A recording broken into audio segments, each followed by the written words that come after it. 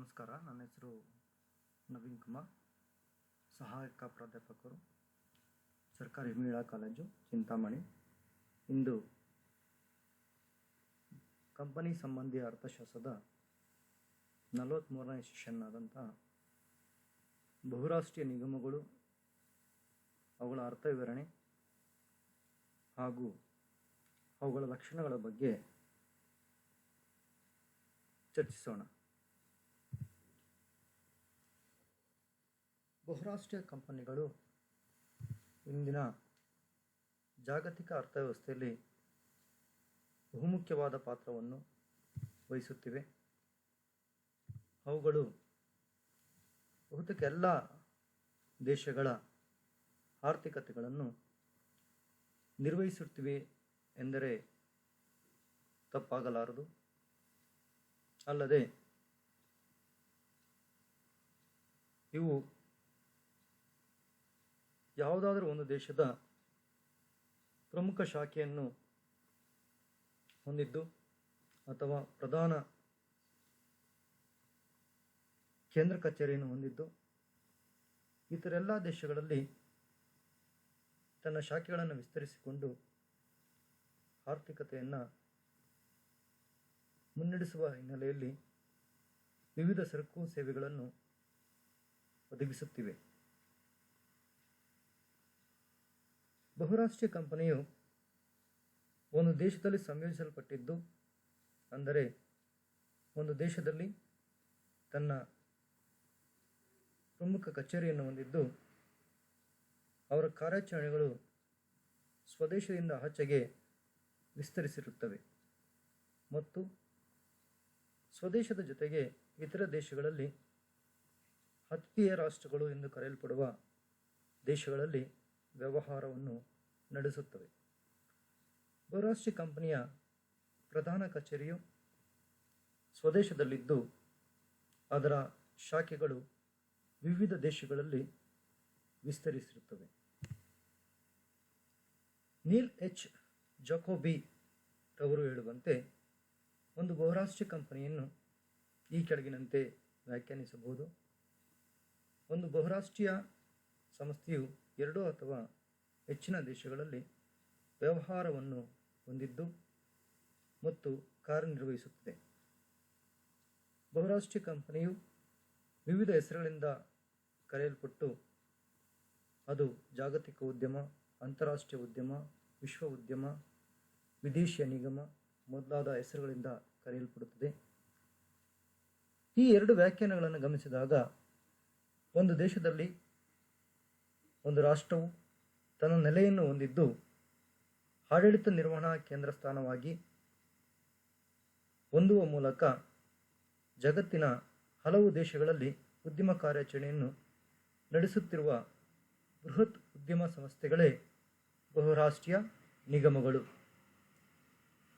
ಈ ನಿಗಮಗಳು ವಿದೇಶಿ ನೇರ ಹೂಡಿಕೆಯ ಮೂಲಕ ಬೇರೆ ಬೇರೆ ದೇಶಗಳಲ್ಲಿ ಉತ್ಪಾದನಾ ಸೌಲಭ್ಯವನ್ನು ನಿಯಂತ್ರಿಸುವ ಲಕ್ಷಣವನ್ನು ಹೊಂದಿರುತ್ತದೆ.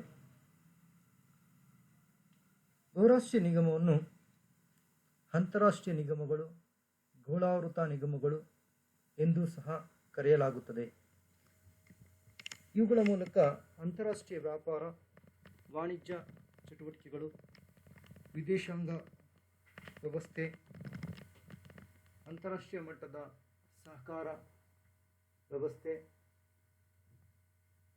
ಸರಕು ಸೇವೆಗಳ ವಿನಿಮಯ, ಜಾಗತಿಕ ವ್ಯಾಪಾರ, ವಹಿವಾಟು ಮೊದಲಾದವುಗಳು ಸಹ ಬಹುರಾಷ್ಟ್ರೀಯ ನಿಗಮಗಳ ಮೂಲಕ ನಿರ್ವಹಿಸಲ್ಪಡುತ್ತಿದೆ.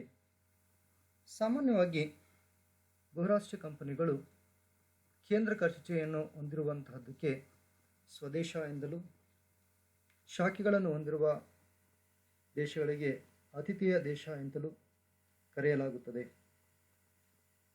ವಿವಿಧ ಆತಿಥೇಯ ದೇಶಗಳಿಗೆ ಅವಶ್ಯವಿರುವ ಸರಕು ಸೇವೆಗಳನ್ನು ನೀಡುವ ಮೂಲಕ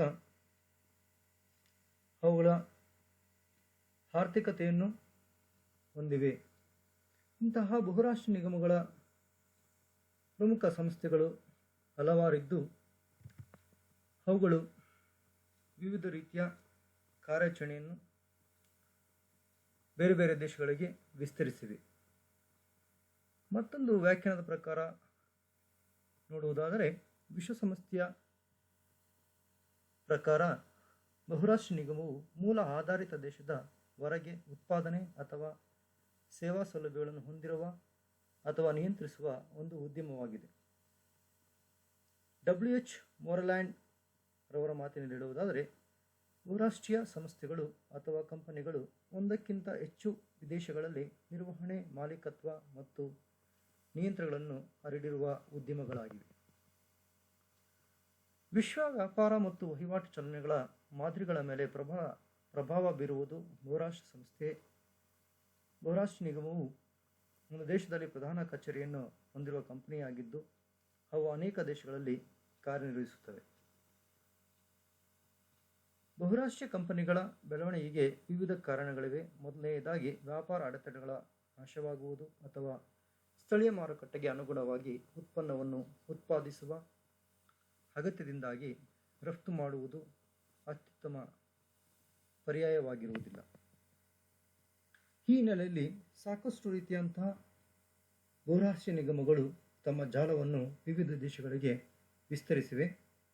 ಪ್ರಮುಖ ಉದ್ಯಮಗಳೆಂದರೆ General Motors, Royal Dutch, Exxon, Ford Motor company, ಅಂತಾರಾಷ್ಟ್ರೀಯ ವ್ಯಾಪಾರ ಯಂತ್ರಗಳು, ಟೊಯೋಟಾ, ಇಟಲಿ ಸರ್ಕಾರಿ ಸ್ವಾಮ್ಯದ IRI, ಬ್ರಿಟಿಷ್ ಪೆಟ್ರೋಲಿಯಂ ಮತ್ತು General Electric, Tektronix Inc, Kentucky Fried Chicken, Coca Cola ಮೊದಲಾದಂತಹ ಸಂಸ್ಥೆಗಳನ್ನು ಪ್ರಸ್ತಾಪಿಸಬಹುದು. ಸುಮಾರು 800 ಬಹುರಾಷ್ಟ್ರೀಯ ನಿಗಮಗಳು ಬಹುಮುಖ್ಯ ವಾಹಿನಿಯಲ್ಲಿ ಕಾರ್ಯಾಚರಣೆಯನ್ನು ಹೊಂದಿವೆ. ಹಾಗೆ ಲಕ್ಷಾಂತರ ಕೋಟಿ ರೂಪಾಯಿಗಳ ವಹಿವಾಟುಗಳನ್ನು ಈ ಕಂಪನಿಗಳು ನಿರ್ವಹಿಸಲ್ಪಡುತ್ತಿವೆ. ಇವುಗಳು ಒಂದು ದೇಶದಿಂದ ಮತ್ತೊಂದು ದೇಶಕ್ಕೆ ವಿವಿಧ ಶಾಖೆಗಳನ್ನು ವಿಸ್ತರಿಸುವ ಮೂಲಕ ಜಗತ್ತಿನ ಆರ್ಥಿಕತೆಯನ್ನು ತಮ್ಮದಾಗಿಸಿಕೊಂಡಿವೆ. ಅಲ್ಲದೆ ಲಕ್ಷಾಂತರ ಸಂಖ್ಯೆಯಲ್ಲಿ ಉದ್ಯೋಗವನ್ನು ಒದಗಿಸುತ್ತಿರುವ ಪ್ರಮುಖ ಸಂಸ್ಥೆಗಳಾಗಿರುವುದು ಗಮನಿಸಬಹುದು. ಭಾರತ ಬಹುರಾಷ್ಟ್ರೀಯ ಕಂಪನಿಗಳು ಸಾಕಷ್ಟು ಅಸ್ತಿತ್ವದಲ್ಲಿದ್ದು, ಅವುಗಳು Microsoft company, Apple, LTI, Deloitte, TCH, Accenture, IBM, Adidas ಮೊದಲಾದಂಥ ಸಂಸ್ಥೆಗಳು ಸಹ ಬಹುರಾಷ್ಟ್ರೀಯ ಕಂಪನಿಯ ಉದಾಹರಣೆಗಳಾಗಿವೆ. ಏಷ್ಯಾ ಖಂಡದಲ್ಲಿ 30% ಅಮೆರಿಕದ ಕಂಪನಿಗಳು ತಮ್ಮ ಸ್ವಾಮ್ಯತ್ವವನ್ನು ಹೊಂದಿದ್ದು, ವಿವಿಧ ರೀತಿಯ ಆರ್ಥಿಕತೆಯ ಚಟುವಟಿಕೆಗಳು ಮುನ್ನಡೆಯಲು ಅವಕಾಶವನ್ನು ನಿರ್ಮಾಣ ಮಾಡಿವೆ. ಬಹುರಾಷ್ಟ್ರೀಯ ಸಂಸ್ಥೆಯ ವೈಶಿಷ್ಟ್ಯಗಳು ಅಥವಾ ಲಕ್ಷಣಗಳೆಂದರೆ, ಪ್ರಮುಖವಾಗಿ ಬೃಹತ್ ಸ್ವತ್ತುಗಳು ಮತ್ತು ವಹಿವಾಟು. ಇವುಗಳ ಕಾರ್ಯಾಚರಣೆಯು 2 ಅಥವಾ 2ಕ್ಕಿಂತ ಹೆಚ್ಚಿನ ದೇಶಗಳಲ್ಲಿ ತಮ್ಮ ಉತ್ಪನ್ನವನ್ನು ಉತ್ಪಾದನೆ ಮಾಡುತ್ತಿದ್ದು, ಅದರ ವಹಿವಾಟನ್ನು ಹಲವಾರು ರಾಷ್ಟ್ರಗಳಿಗೆ ವಿಸ್ತರಿಸಿರುತ್ತದೆ. ಎರಡನೆಯ ಅಂಶ, ಶಾಖೆಗಳ ಜಾಲದ ಮೂಲಕ ವಹಿವಾಟು. ವಿವಿಧ ದೇಶಗಳಲ್ಲಿ ತಮ್ಮದೇ ಆದಂಥ ಶಾಖೆಗಳನ್ನು ಹೊಂದಿದ್ದು, ಆ ಶಾಖೆಗಳನ್ನು ಮೂಲಕ ಆರ್ಥಿಕ ಚಟುವಟಿಕೆಗಳನ್ನು ಅಂದರೆ ಉತ್ಪಾದನೆ, ಮಾರುಕಟ್ಟೆ, ನಿರ್ವಹಣೆ ಮೊದಲಾದ ಅಂಶಗಳನ್ನು ನಿರ್ವಹಿಸಲ್ಪಡುತ್ತಿದೆ ಬಹುರಾಷ್ಟ್ರೀಯ ಕಂಪನಿಗಳ ಮೂಲಕ. ನಂತರ ನಿಯಂತ್ರಣದ ಏಕತೆ. ಸಾಮಾನ್ಯವಾಗಿ ಬಹುರಾಷ್ಟ್ರೀಯ ಕಂಪನಿ ಅಥವಾ ನಿಗಮವು ನಿರ್ದಿಷ್ಟ ದೇಶದಲ್ಲಿ ತನ್ನ ಕೇಂದ್ರ ಕಚೇರಿಯನ್ನು ಹೊಂದುವ ಮೂಲಕ ಅಲ್ಲಿಂದಲೇ ವಿವಿಧ ದೇಶಗಳ ಶಾಖೆಗಳಲ್ಲಿ ನಿರ್ವಹಿಸಲ್ಪಡುತ್ತಿರುತ್ತದೆ, ನಿಯಂತ್ರಣವನ್ನು ಹೊಂದಿರುತ್ತದೆ. ತನ್ನ ಕೇಂದ್ರ ಕಚೇರಿಯ ಯಾವ ರೀತಿಯ ನೀತಿ ನಿಯಮಗಳನ್ನು ಒಳಗೊಂಡಿರುತ್ತದೆ ಆ ನೀತಿ ನಿಯಮಗಳನ್ನು ತನ್ನೆಲ್ಲ ಶಾಖೆಗಳಿಗೂ ಸಹ ಅನ್ವಯವಾಗುವಂತೆ ರಚನೆ ಮಾಡಿಕೊಂಡಿರುತ್ತದೆ. ಈ ಮೂಲಕ ವಿಶ್ವದ ಎಲ್ಲ ಭಾಗಗಳಲ್ಲಿ ತನ್ನ ಶಾಖೆಗಳನ್ನು ಏಕರೀತಿಯ ನಿಯಂತ್ರಣದ ವ್ಯವಸ್ಥೆಯಲ್ಲಿ ಒಳಗೊಂಡಿರುತ್ತವೆ. ಹಾಗಾಗಿ ಇದು ಪ್ರಮುಖವಾದಂಥ ಒಂದು ಲಕ್ಷಣವಾಗಿ ನಾವು ಪರಿಗಣಿಸಬಹುದು. ಉನ್ನತ ಆರ್ಥಿಕ ಶಕ್ತಿ.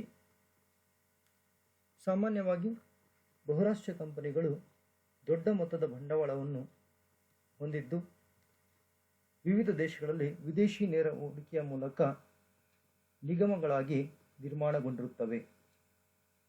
ಹಾಗೆ ಕೆಲವೊಮ್ಮೆ ಅಭಿವೃದ್ಧಿ ದೇಶಗಳು ಅನಭಿವೃದ್ಧಿ ದೇಶಗಳ ವಿವಿಧ ಅಲ್ಲಿನ ಸ್ಥಳೀಯ ಸರ್ಕಾರಗಳ ಒಡಂಬಡಿಕೆಯ ಮೂಲಕ ತಮ್ಮ ಮಾರುಕಟ್ಟೆಯನ್ನು ವಿಸ್ತರಿಸುತ್ತಿರುತ್ತವೆ. ಹೀಗಾಗಿ ಉನ್ನತವಾದಂಥ ಆರ್ಥಿಕ ಶಕ್ತಿಯನ್ನು ಹೊಂದಿದ್ದು ಅಲ್ಲದೆ ಬಹುತೇಕ ಅಭಿವೃದ್ಧಿಶೀಲ ದೇಶಗಳಲ್ಲಿ ಬಹುರಾಷ್ಟ್ರೀಯ ಕಂಪನಿಗಳು ನೀತಿ ನಿಯಮಗಳನ್ನು ನಿರ್ಮಾಣ ಮಾಡುವಲ್ಲಿ ಪ್ರಮುಖ ಪಾತ್ರವನ್ನು ವಹಿಸುತ್ತವೆ ಮತ್ತು ಒತ್ತಡವನ್ನು ಹೇರುತ್ತವೆ ಎಂಬುದು ಭಾವಿಸಬಹುದು. ಮತ್ತೊಂದು ಪ್ರಮುಖ ಲಕ್ಷಣವೆಂದರೆ ಸುಧಾರಿತ ಮತ್ತು ಅತ್ಯಾಧುನಿಕ ತಂತ್ರಜ್ಞಾನ.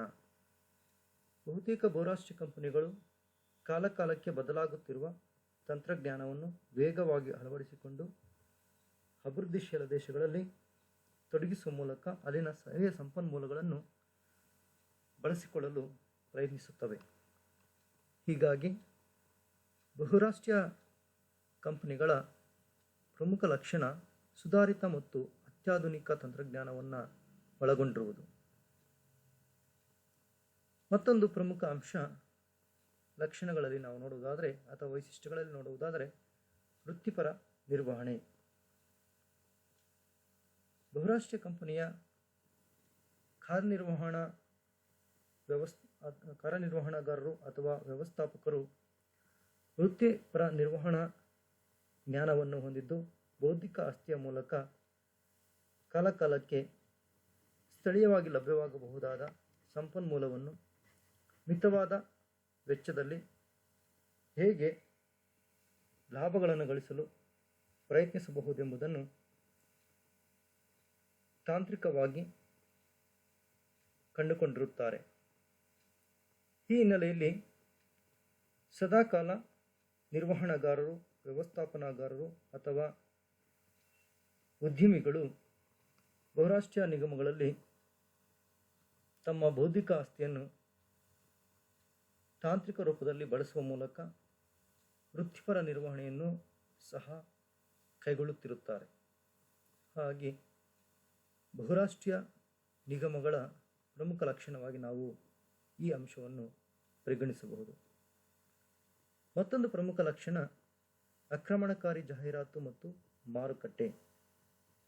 ಅಂತಾರಾಷ್ಟ್ರೀಯ ಮಾರುಕಟ್ಟೆಯಲ್ಲಿ ಬಹುರಾಷ್ಟ್ರೀಯ ಕಂಪನಿಗಳು ಎಲ್ಲ ದೇಶಗಳಲ್ಲೂ ಸಹ ಆಕ್ರಮಣಕಾರಿ ಜಾಹೀರಾತು ಅಥವಾ ಪ್ರಚಾರದ ಗೀಳನ್ನು ಹೊಂದಿರುತ್ತವೆ. ವೇಗವಾಗಿ ಬೆಳೆಯುತ್ತಿರುವ ಮಾರುಕಟ್ಟೆಯಲ್ಲಿ ತನ್ನದೇ ಆದ ಅಸ್ತಿತ್ವವನ್ನು ಉಳಿಸಿಕೊಳ್ಳಲು ಹಾಗೂ ಮಾರುಕಟ್ಟೆಯನ್ನು ವಿಸ್ತರಿಸಲು ಕಾಲಕಾಲಕ್ಕೆ ವಿವಿಧ ಯೋಜನೆಗಳನ್ನು ಜಾರಿಗೊಳಿಸುತ್ತದೆ ಮತ್ತು ಅಂತಾರಾಷ್ಟ್ರೀಯ ಮಾರುಕಟ್ಟೆಯನ್ನು ವಿಸ್ತರಿಸಿಕೊಳ್ಳಲು ಅವಶ್ಯವಾಗಿರುವಂಥ ತಾಂತ್ರಿಕ ಕ್ರಮಗಳನ್ನು ಅಂದಾಜು ಮಾಡುತ್ತಿರುತ್ತವೆ. ಇದನ್ನು ಉತ್ಪನ್ನದ ಗ್ರಾಹಕರು ಅಥವಾ ಅನುಭೋಗಿದಾರರ ಕುರಿತು ಅವರ ಒಲವುಗಳ ಕುರಿತು ಸಂಶೋಧನೆಯನ್ನು ಕೈಗೊಳ್ಳುವುದು ಮತ್ತು ಸ್ಥಳೀಯವಾಗಿ ವಿವಿಧ ಉತ್ಪನ್ನಗಳ ಕುರಿತಂತೆ ಅವರಿಗಿರುವ ಅರಿವು, ವೈಶಿಷ್ಟ್ಯತೆ ಮೊದಲಾದ ಆಧಾರದ ಮೇಲೆ ಜಾಹೀರಾತುಗಳನ್ನು ಕೈಗೊಳ್ಳುವುದಲ್ಲದೆ ಮಾರುಕಟ್ಟೆಯನ್ನು ಸಹ ದೇಶದಿಂದ ದೇಶಕ್ಕೆ ವಿಸ್ತರಣೆ ಮಾಡಲು ಕ್ರಮಗಳನ್ನು ಕೈಗೊಳ್ಳುತ್ತಾರೆ. ಮತ್ತೊಂದು ಪ್ರಮುಖ ಲಕ್ಷಣವೆಂದರೆ ಉತ್ಪನ್ನಗಳ ಉತ್ತಮ ಗುಣಮಟ್ಟ. ಉತ್ಪನ್ನಗಳನ್ನು ಸಾಧ್ಯವಾದಷ್ಟು ಬಹುರಾಷ್ಟ್ರೀಯ ಕಂಪನಿಗಳು ಗುಣಮಟ್ಟದಿಂದ ಉತ್ಪಾದಿಸಿ ಮಾರಾಟ ಮಾಡಲು ಕ್ರಮಗಳನ್ನು ಕೈಗೊಳ್ಳುತ್ತವೆ. ಆ ಉತ್ಪನ್ನಗಳ ಸ್ವರೂಪದ ಅನುಸಾರವಾಗಿ ಕಾಲಕಾಲಕ್ಕೆ ಸರಿಯಾದ ನಿರ್ವಹಣೆಯನ್ನು ಕೈಗೊಳ್ಳಲು ಅವಶ್ಯಕವಾದಂಥ ಗುಣಮಟ್ಟ ಕಾಯ್ದುಕೊಳ್ಳಲು ಬೇಕಾಗಿರುವ ಕ್ರಮಗಳನ್ನು ಅಳವಡಿಸಿಕೊಳ್ಳುತ್ತಿರುತ್ತಾರೆ. ಇದರಿಂದಾಗಿ ಬಹುರಾಷ್ಟ್ರೀಯ ಕಂಪನಿಯ ಉತ್ಪನ್ನಗಳು ಬಹುತೇಕ ಸಂದರ್ಭದಲ್ಲಿ ಉತ್ತಮವಾದ ಗುಣಮಟ್ಟ ಸರಕುಗಳಾಗಿ ರೂಪುಗೊಂಡಿರುತ್ತವೆ. ಹಾಗಾಗಿಯೇ ಅವು ಅಂತಾರಾಷ್ಟ್ರೀಯ ಮಾರುಕಟ್ಟೆಯನ್ನು ಕಾಯ್ದುಕೊಳ್ಳಲು ಸಹ ಸಹಕಾರಿಯಾಗಿರುತ್ತದೆ. ಇದರಿಂದ ಉತ್ಪನ್ನಗಳ ಗುಣಮಟ್ಟವೂ ಸಹ ಪ್ರಮುಖ ವೈಶಿಷ್ಟ್ಯವೆಂದು ಪರಿಗಣಿಸಬಹುದು. ಸರಿಯಾದ ಕೌಶಲ್ಯಗಳು. ಬಹುರಾಷ್ಟ್ರೀಯ ಕಂಪನಿ ಅಥವಾ ನಿಗಮಗಳಲ್ಲಿ ಸಮರ್ಪಕವಾದ ಕೌಶಲ್ಯಗಳನ್ನು ಕಾಲಕಾಲಕ್ಕೆ ಅಳವಡಿಸಿಕೊಳ್ಳುತ್ತಿರುತ್ತಾರೆ.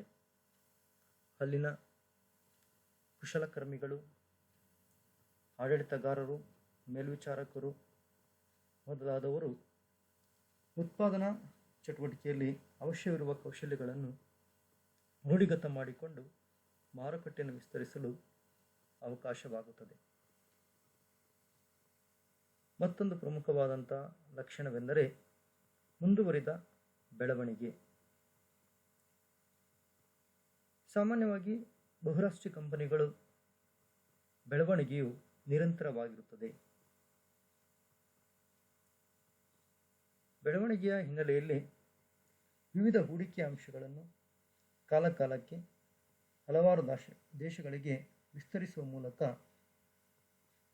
ಹಾಗೆಯೇ ಸಾಧ್ಯವಾದ ಮಟ್ಟಿಗೆ ಸ್ಥಳೀಯ ಸಂಪನ್ಮೂಲಗಳನ್ನು ಪರಿಣಾಮಕಾರಿಯಾಗಿ ಬಳಕೆ ಮಾಡಿಕೊಂಡು ಅವಶ್ಯಕ ಉತ್ಪನ್ನಗಳ ಗಾತ್ರವನ್ನು ವಿಸ್ತರಿಸಿಕೊಂಡು ಅಂತಾರಾಷ್ಟ್ರೀಯ ಮಾರುಕಟ್ಟೆಯಲ್ಲಿ ಹಲವಾರು ದೇಶಗಳಿಗೆ ತನ್ನ ಶಾಖೆಗಳನ್ನು ವಿಸ್ತರಿಸುವ ಗುಣವನ್ನು ಹೊಂದಿರುತ್ತದೆ. ಈ ಮೇಲಿನ ಎಲ್ಲ ಅಂಶಗಳು ಅಂತಾರಾಷ್ಟ್ರೀಯ ಮಟ್ಟದ ಬಹುರಾಷ್ಟ್ರೀಯ ನಿಗಮಗಳು ಅಥವಾ ಗೋಳಾವೃತ ನಿಗಮಗಳು ಅಥವಾ ಅಂತಾರಾಷ್ಟ್ರೀಯ ಕಂಪನಿಗಳು ಎಂದು ಕರೆಯಲ್ಪಡುವ ಬಹುರಾಷ್ಟ್ರೀಯ ಸಂಸ್ಥೆಗಳ ವಿವಿಧ ಲಕ್ಷಣಗಳಾಗಿ ನಾವು ಪರಿಗಣಿಸಬಹುದು. ಈ ಒಂದು 43ನೇ ಸೆಷನ್ನಲ್ಲಿ ಬಹುರಾಷ್ಟ್ರೀಯ ನಿಗಮಗಳ ಅರ್ಥವಿವರಣೆ ಮತ್ತು ಅವುಗಳ ವೈಶಿಷ್ಟ್ಯ ಅಥವಾ ಗುಣಗಳ ಬಗ್ಗೆ ಚರ್ಚಿಸಿದ್ದೇವೆ. ಎಲ್ಲರಿಗೂ ಅರ್ಥವಾಗಿರುತ್ತೆ ಎಂದು ಭಾವಿಸುತ್ತೇನೆ. ಧನ್ಯವಾದಗಳು.